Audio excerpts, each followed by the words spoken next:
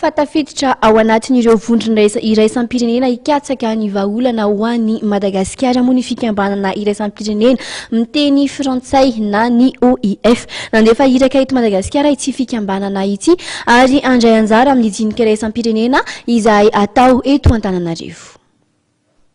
Andriamatoa Christophe Gilou, talian'ny fandriampahalemana sy ny demokrasia ao anivon'ny fikambanana firenena mampiasa ny teny frantsay na ny OIF no misolo tena ity vondrony ity mandritra ny dinika iraisampirenena entina manana krizy eto Madagasikara. Androany ity iraky ny OIF ity no nitsidika ny ministra ny raharaham-bahiny malagasy Andriamatoa Rajaonarivelo teny Anosy. Je suis effectivement arrivé hier pour accompagner le président Chisano qui est venu ici au nom du GIC expliquer aux autorités, à la population et aux parties prenantes les décisions qui ont été arrêtées le 26 juin à Addis Abeba.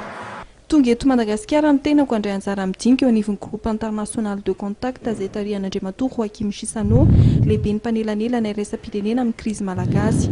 Nitsidika ny ministra ny raharaham-bahiny koa izao satria voaingana no nandraisany ny asako amin'ny mahataleny fandriampahalemana sy ny demokrasia ao Paris.